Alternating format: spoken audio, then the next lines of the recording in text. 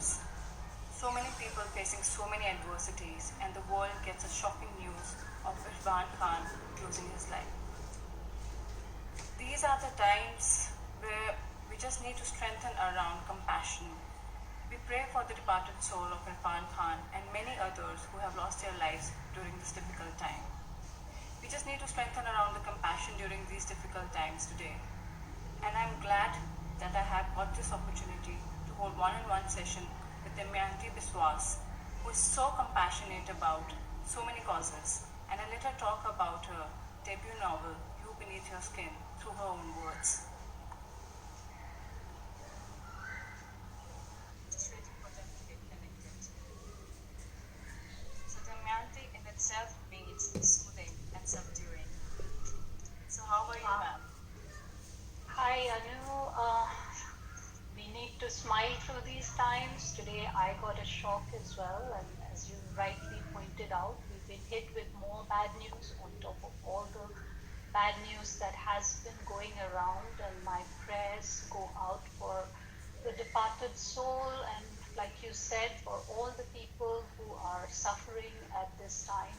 And let's get on with our talk because life moves on sadly, but we also must make an effort to do the best we can to live the best life we can, following the kind of example that Irfan Khan set us. It's not the number of years of your life, it's the amount of life that you fit in those years.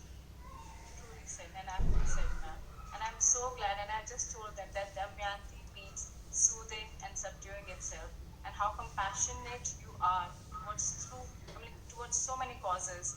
And through your book, you have actually focused on many. So I'll let you talk about your book yourself, You Beneath Your Skin. Don't know if I deserve all the accolades you keep tossing at me.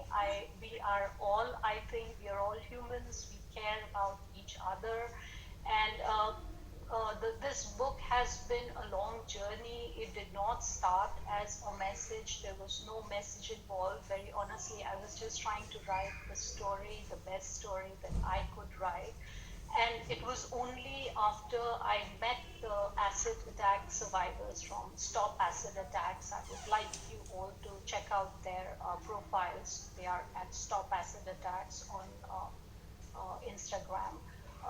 After I met the acid attack survivors, that's when I realized that this book needs to be much deeper, much more authentic than I had originally planned it. And at this time, I was already volunteering with this beautiful little organization called Project Y. I would like you to check out their profile as well at Project Y Delhi. They do some wonderful work in the underprivileged communities in and around New Delhi for the last 20 years. And most of the scenes that you see of the underprivileged communities in this book, you will see the cover the other way, in You Beneath Your Skin. They are all set around the areas that Project Y helps. So I would really request everybody to check out these two profiles and help them in any way you can. Their profiles contain the petitions that they have started off, and also the donations, the fundraisers. Project Y is doing wonderful work, providing essentials to 100 families in New Delhi. So you could go ahead and support that effort. And about the book is more of a why done it than a who done it.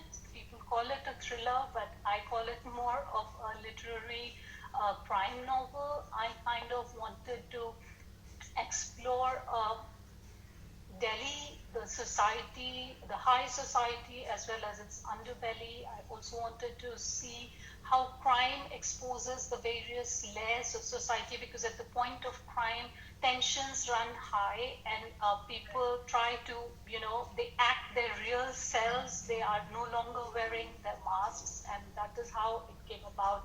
You beneath your skin. So who are you beneath your skin? So that is where the question came up, and the answer was this book.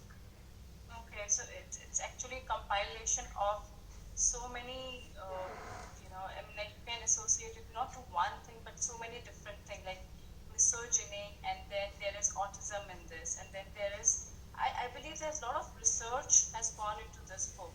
And I do wish to know if there have been any difficulties that you faced during your R&D when you were writing this book, because I'm sure this could not have gone, the best in one go. This must have taken a lot of your effort, a lot of your time. And how were you managing it? So this happened very organically. I started writing this around 2012, and this was right after the end of 2012 when the Nirbhaya tragedy happened. And at the time, I was already in touch with Project Y, and I started, slowly visiting them off and on, and I would volunteer. So I had seen the surroundings. When I realized that I was going to write a novel set in Delhi, what I did was I visited police stations. I spoke to an SHO. I spoke to an ex-police commissioner. I spoke to doctors at AIIMS and Safdarjung to get the atmosphere of the public hospitals. And then I spoke to a plastic surgeon. I spoke to acid attack survivors. I took their stories. Ritu Saini from Stop Acid Attacks. She shared a whole lot of her history with me, a whole lot of her pain. And I think over the years, I think I went down to Delhi about 2-3 times in order to kind of soak in the atmosphere even more. My background has been in fashion, so I knew the same localities that I write about in You Beneath Your Skin, because the embroiderers came from those communities, the tailors came from there, and then the high society as well, because that's where the customers and the clients would come from, in a fashion house. So I did have a lot of background already, but research-wise, I put in the time and went in and asked the questions and walked the streets and drove around and figured out how long it takes to go from South Delhi to, North Delhi to West Delhi. So just to know that, yeah, no, because otherwise if somebody reads it, and there have been readers from Delhi, they might tell you that, you're writing about an underground station here, but there isn't one. It's, it's on top of a bridge. So all those things, you get it right when you are actually on the field and doing your research as much as possible. I am sure there are errors, but those errors are all, mine, and I own up to them, and I've just tried my best, which is what we can all do. Yes, it is that authenticity of the place, the time, the channels that really matters, and you have actually attained it all through your hard work, and that's commendable. That's great, ma'am. So I have very kind of you to say. I have been in awe with the writing, but I have the way that it has been written. Not only the novel, but even your articles. I mean, I do. Given a subject, you can write. Maybe we should get to a question now, and not talk about me. Right. So, what message does the book gives out? I did not start really with any message, because personally I don't know if I like books that try to give you a message. It's up to the reader to take what they want out of it. So after they read the whole book, they decide what they take out of it. And what I have found in my experience as an author now from readers come back with what they have gained from the book, and sometimes it's something that I didn't even think of, and they have taken that message, because I have presented life as it is. As a writer, my job is to hold up a mirror, and then what you see is a reflection also in some ways of your journey, and who you've been and what you see. After the book was completed, and the publicists were like, "What's your message?" kind of thing. And that's when I began to think about the fact that, it is associated with Project Y, it is associated with Stop Acid Attacks. So, let us talk about the causes that they are, supporting, because they are the stars. They are doing real work. Because for me, I'm writing a book, but nobody forced me to write a book. And I don't know if it would have been any loss if this book was not written. But Project Why do, that's real work on the streets, on the ground. So that's indispensable. So I don't know if I have a message to give. I don't think I am, I am knowledgeable enough, I have worked enough, or I have life lessons enough. I have written this book, and what message any reader takes from it is completely their purview. It is their, their way of thinking and their way of reading, and what message they take from there. Okay, so we have a question from Daveen8196. It's here online. Did you ever let your state of overwhelm with the storyline affect a character or relationship against what you had planned for them? I did not plan for my characters. I kind of let my characters do their thing. I respected the character because for me, the character is a person. The character has a thought process. A character is an independent being. They might have come from my consciousness, but if I treat them like my puppets, then they are not going to be alive, right? By the very definition, a character, if they are alive, then they say what they are to say, they do what they are to do, and then the events come from there. So the character has certain wants, has certain desires, has certain wounds, has certain weaknesses, like we all do. And not black, not white, they are gray. So each character has their own intent and their own motivation for what they do, like we all do. So for me, the world was created by the characters. I did not create the world. I tried to listen to the characters as they came to me, and I tried to listen to them as honestly as possible. So that was my journey. Okay, so there is another question by the mystical bookish girl. Why are more Hi. cases of okay? Let's find it again. Why are more cases of acid attack are being there in developed countries now? I wouldn't want to comment on that as an expert, because very clearly I'm not an expert. I've not done studies on this. What I can do is I can speculate. Is from my experience, whatever little research I have done with acid attack survivors or with reading, I find that attacking somebody with acid is a very easy way to ruin somebody's life completely. And I think not just in India, but all over the world, the punishment is not commensurate with the crime. So it's always more of a slap on the wrist. In India, it is so easy to get away after attacking someone with acid. Of all the acid attack survivors, all of them that I know from Stop Acid Attacks, very few have, received justice. The culprits go scot-free very often, and so that's why it's no wonder that cases rise, not just in India, but even in developed countries, because if you have a method to completely change someone's life in a few seconds and make it very difficult for them to recover, make it a very visible attack, obviously more and more people take it up. And we have to kind of address the root causes. Why does somebody want to attack a woman? Most of the attacks are against women.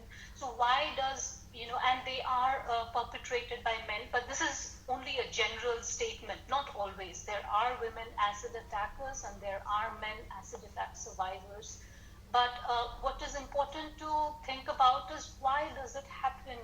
Why is it that society wants to kind of marginalize women? I mean, what happens to somebody who suffers an acid attack? It's not their fault, but then they are marginalized, which gives the motivation to someone else to throw throw an acid on some other woman. Why? Because it's very easy to marginalize that woman. But it comes back to the society, because society kind of shirks from acid attack survivors. Nobody's ready to give them a job. Nobody's ready to admit them into institutions, to give them education. Very few. So those are the things, those are the underlying causes why I think, and this is just my opinion, why acid attack cases are rising. Right. So it's actually the society and which needs to just build up together, and just like it mindset of, the way they are accepting or non-accepting these acid attack victims. And it actually gets hard for them, because in today's time, we are living in such stringent times ourselves that we are simply constrained to our four walls. And look at these people, their life has changed in a jiffy. Life has changed in just like matter of a second that the person happened to pour acid on them, and it's completely a reversal. And the acceptance, I believe, even to them was very, very difficult. From their state of mind, it gets very difficult. So we have questions pouring in. We'll keep talking about those two, but then I have a list of my questions as well. So, importance of writing group, and how can one find an apt writing group? A writing group is, by its very definition, a group of writers. Now, when you join a group of writers, I think one of the things that's most important to realize is what are your goals as a writer. I mean, why are you, joining a writing group? Is it because, you are already a pretty okay writer, but you not need the company, or you're not so well motivated, so you need the motivation? Or is it like because you need a critique group? So writing groups are of various kinds. So the sort of writing group that you are looking for depends on the kind of needs that you have as a writer. So I would suggest make a list of your goals. So why is it that you're looking for a writing group? Once you know, okay, I'm looking for a book critique group, where some other people are of a certain level. So then you start, making lists, look up on the internet, look up in Facebook groups. There are a lot of groups on social media. Look up on Twitter, writing community. The hashtag is very supportive, for example. So, you can do things like that. It's a very big question, really. Right. Yeah. Okay. So the hashtags, they actually go very supportive. Writing community as a hashtag is very supportive. I have generally found writers to be very supportive of each other on the internet. But it's also what you engage in. I mean, if you engage with trolls, of course you would, go down a negative path, but there's a lot of positivity as well. And I think am writing, 1K, 1 hour, writing community, these are the hashtags where writers really support each other. And you could find a writing group with these hashtags. Yes. Right.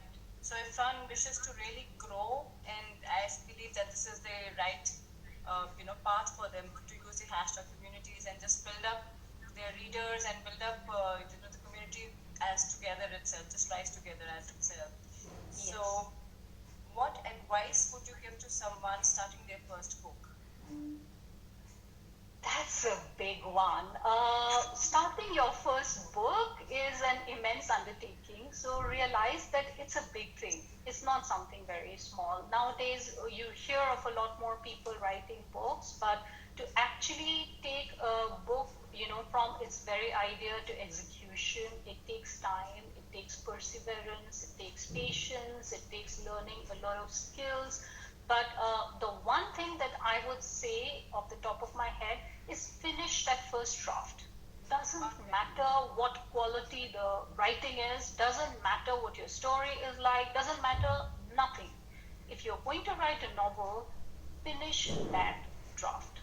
Once you finish that first draft, something like what you do in November, 50,000 words in NaNoWriMo in November, you write that draft down. Once you do have something, it does two things. It gives you confidence, because then you know, okay, I was able to write that many words. That's daunting, to be able to write 50,000, 80,000, 100,000 words is a daunting prospect. It gives you confidence. And writing is a lot about confidence. Secondly, it gives you material to work on. So you cannot work on air, but if you have words, you can work on it, you can chisel it, you can bring the shape of the story, the shape of the character. So writing is rewriting. So no matter, what a genius you are, a lot of writers, I think about 99% of writers work in drafts. So the first draft and the last draft can be very different. Important thing is get that first draft done. Yeah, that's what I would say. Yes. Yeah. It's like most of the drafting and then how you structure it. That comes on the later Yes, stage. that comes at a later stage. But at least when you asked me the first book, so I said, the advice differs as you go. With each stage, the advice changes. But for your first book, it's really important to get that draft done. Really. Yeah. Done. Okay, so we have questions pouring in. So we got a question from N. James Talk. What's your writing process? Do you have an outline for the story? If yes, how detailed it was? Hi, NJ, and let me just take a moment to thank all the book bloggers who joined the live and who really been the heart and soul of this book's journey after it's been published. Everybody who has reviewed the book on Instagram, on Goodreads, on Amazon, thank you guys. And you guys realize that you are keeping books alive, because in today's day and age, writing a review really blesses the book because it takes it to new readers. So really thank you. And to answer NJ's question, at which point I have forgotten what the question was. Can you repeat it again? Yeah, surely. What's your writing process? Do you have an outline for the story? Well, when I write short stories, no. I just follow the voice that comes to me, or I will get a nice line, or I smell something nice, or I hear something nice, and I write the line and I follow the line, and it's more like a kitten with a ball of yarn. So, if you've seen a cat playing with a ball of yarn, you just, they kind of get into a tangle and the yarn keeps on coming. So, short stories are like that, flash fiction is like that, and then you get a lot of practice in, then the whole thing comes to you in a more structured form. So 10, 12 years ago, my stories were a mess. But right now, you can give me a prompt right now, put a timer, say, Damayanti, go, and I would produce you a story in 10 minutes. I can't vouch for the quality, but I'll produce a story. So for short stories, no outline. For a novel, I realized that you do have to have an outline. You have to kind of know at least the bare bones of where you're going. So, at what point, where would you like it to end? So you have these characters, so you have a very vague idea. So for me, I always knew where YBYS would end, and I think You Beneath Your Skin, the last chapter, that was the one chapter that changed the least. I have written 15 drafts of this novel, so everything else got torn apart. But the last chapter, I think after the 6th or 7th draft, the last chapter was constant. So that means that you have to have some kind of an idea. Of course, there are two kinds of writers. Some who write with a lot of outline, so they know everything that's going to happen. Some who kind of go, they're called pantsers. So it's all about finding your process. My process right now is in between. So I do a bit of outlining and then I kind of let go, let the characters do their thing. Yeah. This is really interesting because it's a long journey. I mean, you've been writing since 2008. And how your journey to be a writer started? It's not a very long journey, really, as writing goes, because a long journey for a writer is 60 years, 70 years. That's a long journey. 8 years, 10 years is just the beginning. 10 years, I think, is the apprenticeship. It's you want to do anything, you put in 10,000 hours of work. For me, I would say put in 1 million words, write 1 million words of, am I allowed to use bad words? I'll use it anyway. 1 million bad words, 1 million shit words, write 1 million words of shit, and then you start to write the good words. That's when, you put in that much. So my writing journey isn't much to speak about. I have my husband to thank. I think I got married, I came to Malaysia. He said, well, you have to do something, because I wanted to do something. I didn't have a work permit. So he got me a laptop which had 2 keys missing, I think I and Y. So I kind of copy pasted it from. Then I wrote an article. I got $20. In those days, $20 was a big deal. So I was like, okay. So I started writing. Then my editor said, well, it's too poetic. Go take a writing class and get rid of all that inspiration that you have, I'm writing articles on domaining, etc. So here we are. So I took those workshops and, this is where I've landed. So my writing journey isn't really, I mean, it's just begun. It's my first book. So, yeah. Okay, so okay, this is another question. Praveen2501, she's asking, how hard was it for you to maintain distance, like objective distance, to be able to write? Hi, Pravina. It's a difficult question again, because sometimes you have to get inside the skin of the character, so you have to suffer what the character is suffering. And my husband, he's watching somewhere, he will tell you that I was crying a lot of the time. I was in a depression. I was like, ugh. So everything was hard, because if you are trying to method act your way into writing, you're trying to think and feel what the character is thinking and feeling, is going to be very bad for you.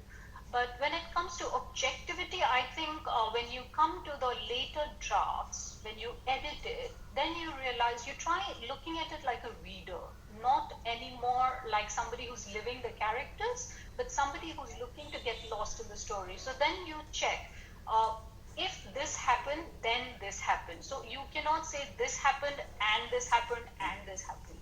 Objectivity comes in when you start saying this happened, so this happened.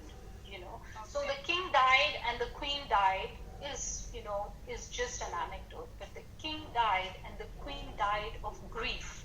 So there's a reason why. There's an if, so then that becomes a story. So that's where objectivity comes in. So in the beginning, there's not much objectivity, because you're trying to be the characters, but objectivity comes in much later when you're trying to see it as a story, because is the reader going to turn the page, or are they going to be like, okay, next, Netflix, Okay. So that's when objectivity comes in. Okay, so this requires that, if the objective stays with the story, then the person is certainly glued to the book for like long, and they just wish to, you just, scroll, then flip the page. Yes, absolutely. Today you're competing with Netflix, man, with Boot, with God knows how many ads. We are competing with, Instagram. So once you've got the reader, you have to keep the reader. You have to respect your reader, because your reader is your God, because they have given you their time. In today's day and age, time is so precious. So they have given you 5 hours, 6 hours, 8 hours of their time, and they have given you money. So respect that. So if you're going to respect that, then you can't be just, no, not just emotions. Then you have to be objective. And think of the people who are reading it. You cannot leave a mess and let it be there for them to figure out. No. Yeah. Damayanti ma'am, you're amazing. You're actually amazing. Okay, that's next question. Okay, next question is from Rahul Gaur. It's a question. Hi, Mr. Rahul. How much of yourself do you let in your characters and stories? This is a question I get very often, and I think I let all of me into all of the characters, because I think in each of the characters I am putting a part of my psyche. So yes, Anjali is partially me, Jatin is me, Maya is me. So the villains are me and the heroes are me, and everybody is me in certain ways. So I put in, but what I put in is emotion. So I don't put in facts of my life. So you will find very little of my life events. So I have not really, been, I'm not a psychologist. I'm not a police commissioner. I'm not an SHO. I'm not a criminal. I'm none of these things. So life experience, all of that comes from research. But the emotion part of it, so it's not, I have suffered loss. If you've lived to be my age, you have suffered some kind of loss. You may not have suffered a huge amount of pain, but you've suffered some pain. So you get into that place where you have suffered sorrow, you have suffered grief, you have been happy, you have been joyful, you have achieved something, you have lost something. So all of this, but in my case, since I have a very commonplace life, like most of us, I think, but I have taken these small things and then I've multiplied them. Then I've, seen how would this character feel, how would this character do it. So in a way, it's all me, and in another way, it's not me at all. Okay, so it has been pain manifolded, and it has been described. Right. Yes.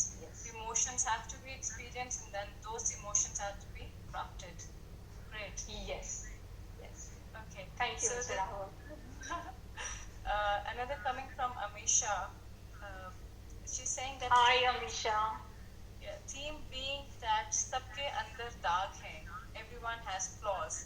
So what led you to explore this?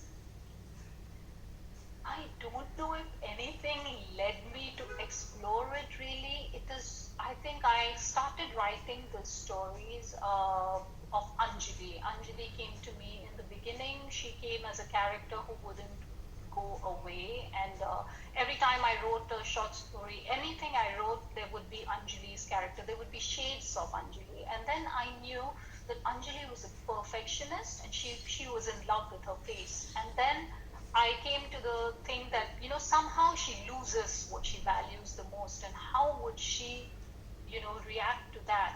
Then came acid attacks. Once acid attacks entered the story, and I had the theme of, what happens beneath your skin? Who are you if you lose, your identity? So, what is really your identity? So, once that came up in Anjali's life, that was a theme then became a theme where I wanted to kind of explore it with Maya, who has vitiligo. I wanted to explore it with Jatin, who is, very kind and not so kind. I wanted to explore it with all the other characters. And I think, that's what I went on to do. It was an organic process. When I began the novel, I had no clue. I had zero clue. Okay. So how did the subject just happen to strike with you that you're gonna write on this? Nowadays they do strike more often because I have written more often. I have somehow got some sort of the alchemy of the stories inside of me, simply because, as you practice more and more, so it's exactly like cricket. It's like muscle memory. So if you're hitting, you're batting, or if it's cooking, you're stirring the pot, after a while it becomes muscle memory. So now that's happened to me where I can see something, I see an event, and I'm like, oh, this could be a story in this way. Oh, that could, come into this. But this was not there in the beginning. In the beginning, I would just start writing, I would grope my way through it. But I have written like 1,000 words a day, every day for 10 years now.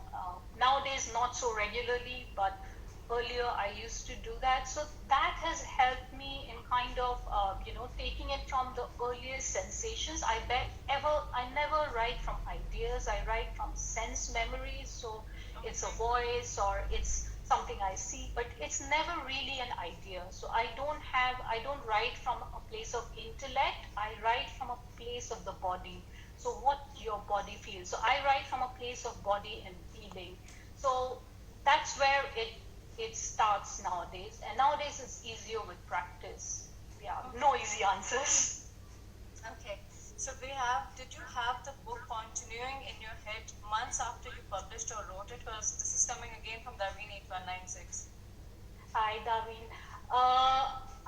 It continued for a long while after I finished writing it. So now let's remember that I finished writing it somewhere in 2017. It was finally published in 2019. So there was 2 years between me finishing, the writing of it, and I kept on working at it even till the end. And I think when I sent out the last draft, and this is not something I say very often, but I sat down and I cried because I told my husband, oh my God, Jatin and Anjali are going away, they're going away, because it almost felt like I'm losing people I have lived with. So it was, yeah, it sounds very weird, but I lived with them for so long. And for me, even now, Jatin, Anjali, Maya, all these people are all living, by the way. In my head, they are all there. They are part of the city's geography, and that's where, as long as I am alive, that's where they will be. Yeah. So another question is coming, and they wish to know, what are you reading during this quarantine time? I am not reading anything that is related to real life. So I'm reading a lot of fantasy. I'm reading dragon stories. I finished The Priory of the Orange Tree. I finished Circe. which is a retelling of a myth. So I'm reading a lot of fantasy kind of books because I think reality is too much for me right now. Because in a way, if I'm not open and if I'm not vulnerable, I'm not able to write. But if you're Right. open and if you're vulnerable to everything that's happening around you, then you are not sane anymore, right? So because it's too much, it's not one person is we're not biologically equipped to take it because 50 years ago we would not have known if a pandemic hit somewhere else, right? I mean, by so we would not have, but right now there's just so much coming at you. So I have had to insulate myself. I kind of muted certain tags on social media. So reading wise is all fantasy. Any fantasy books, if you have suggestions, please DM them to me. I am looking for them.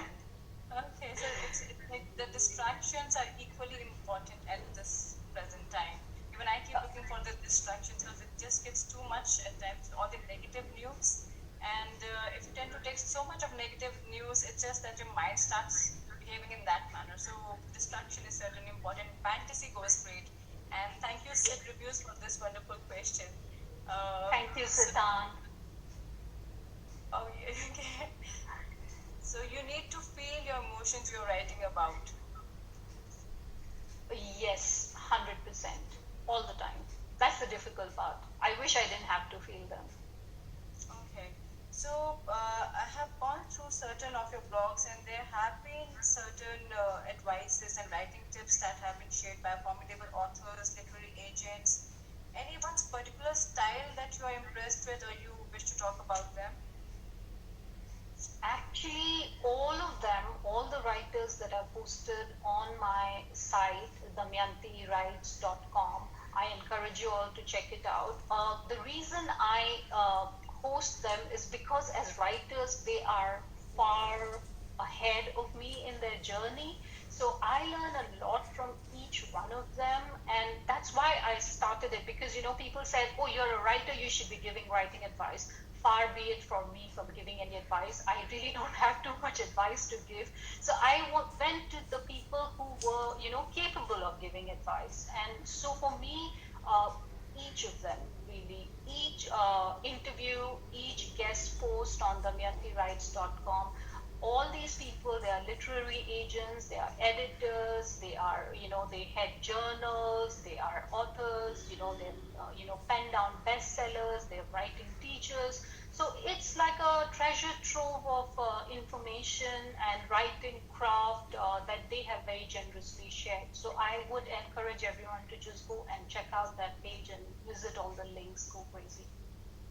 Damayanti ma'am, for me, you are the Pandora box right now, and I'm taking this moment so that I can just take out as much wisdom out of you as of now.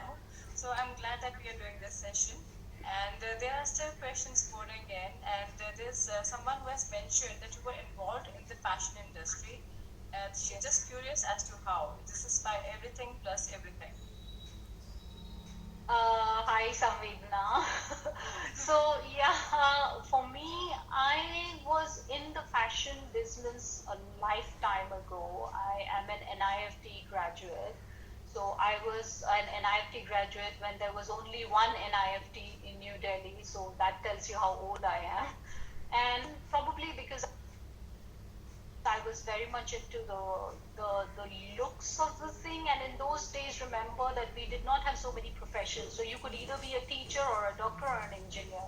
When I was growing up, we did not have fashion designers. We did not have singers. There was no reality television. We had Doordarshan, which ironically has come back again during the pandemic. But that's all we had. We had no social media. There was no Instagram. There was none of this, right? All the exposure that you guys have, and you can figure out what to do and what not to do. I learned a lot from my life in fashion. I would not, regret it, or I would not say that, that's not, whatever that I should have done, but it's a part of my journey.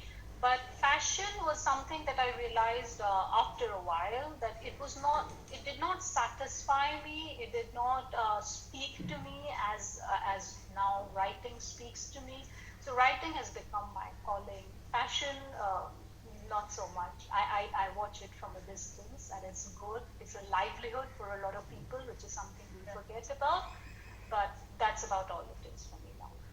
Right. So there is no particular age to find your passion. So it could be passion that you explored, and then suddenly you were like, no, it did not strike with me. So let's try writing like that. Well, let's put it this way. When I first went to my first writing class, one of my classmates, Gwen Smith, was 83 years old. So she was 83 and she began writing, and she published her first book at the age of 90. And when I asked her, Gwen, what's your secret? She was like, always think ahead, plan what's coming next. So don't go with everything. You learn from your past, but don't dwell on it, don't live in it.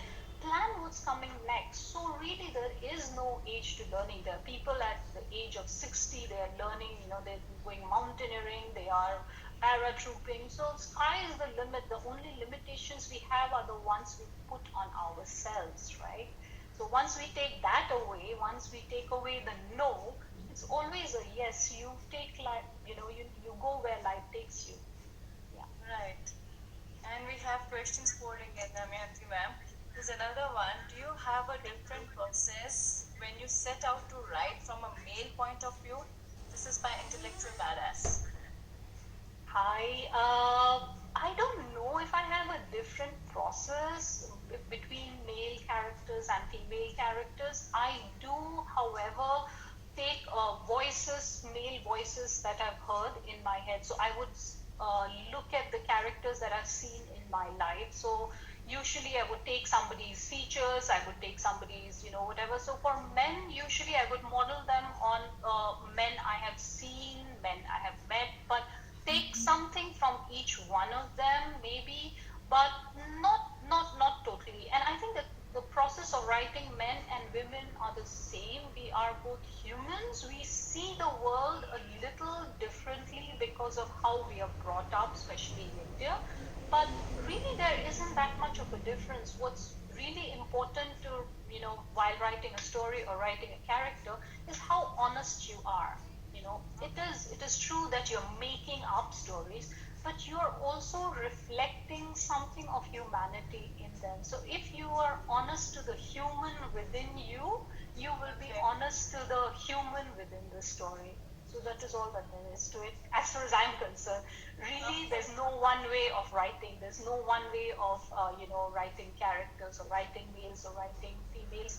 It's just that as you go on, we discover how to do it, and that's the long and difficult answer. Each of us has to figure out who we are going to be as writers, and how we are going to write the males, and how we are going to write the women in our stories. But there really isn't so much. Okay. So I would say that each one is unique and each one's style is like unique. So they should go with their own styling, whatever they are comfortable with. As they should be. We are not all the same. Thank God for that. We are not all the same. We all learn from each other. Right. And what is your opinion regarding open endings? Well, it depends on the genre, really. So if you are writing something like a mystery story, which again I would say You Beneath Your Skin is not. If you're writing a conventional thriller, which again You Beneath Your Skin is not, or if you're writing a romance, or if you're writing fantasy, the thing is you are in these genre, what the genre demands that in the first chapter and the first part of the story, you set up some story questions. Now, if you do not answer them, it fails as a genre. Then it is not, because, for example, in romance, in typical romance, the trope is it is happily ever after. You cannot have an open-ended romance unless you're writing, women's fiction or a different novel or a romance of a different type, but not in the proper genre. You cannot do it. You cannot have a mystery where you do not know because the basic question is who done it? Who was the person who did it? Now, if you don't answer that, right, cannot. Open endings are possible in literary writing, which is more experimental in nature, where you are showing life as it is, and the very idea is to show how life has no ending, right? Because in life, things go on. right? So, for example, we lost someone very dear to our nation today, but here we are, right? So life goes on. So their open endings do make sense in literary writing because that's where you see you are reflecting life. Romance or thriller or mystery, you're not reflecting life. It's a reflection of life. It's a kind of, you're kind of pretending it is life, but it is not. Okay. Whereas in literary fiction, you kind of show life, and that's their open ending, I think, is necessary because in life, no endings. Right. Thank you so much, little bit, for this question, and it has been a very interesting question. We have another one coming. Uh, they want to know about the books which have had the most impact on you as a writer.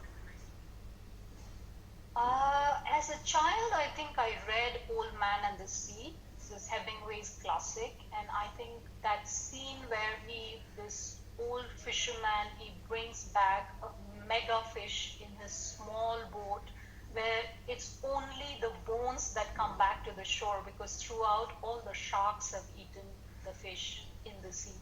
So I think that kind of made a huge impression on me. And every time I kind of went through a low phase in my life, I would remember that fisherman because I would say, the whole idea is to go on. Doesn't matter what you bring back to the shore. The fact is, you went out there, you caught the fish. You caught a beautiful big fish. It was eaten away by sharks. You caught bones, but the next day you can go fishing again. So Right. to me, yes, Old Man and the Sea, that made a huge impact on me.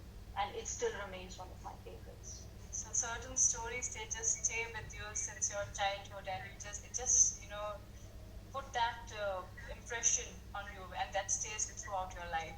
And this has been the one. And what are your thoughts about sonnets? Do you find them interesting? I read a lot of sonnets when I was in college. I am an English graduate. That's really literally my only formal training in English.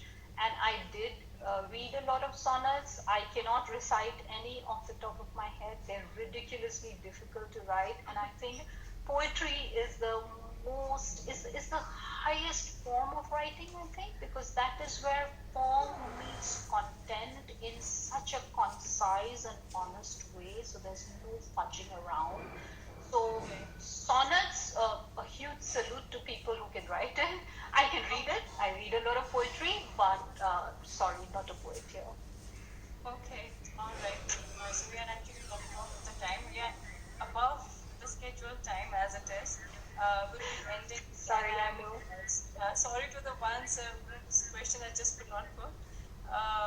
Please, I would like to say to everyone who's written the questions to me, I'm very happy to kind of answer the questions over another live session anytime. I have another live session on Saturday on my Instagram, so you can come again and ask me those questions, no problems at all. So at the same time, I think on Saturday.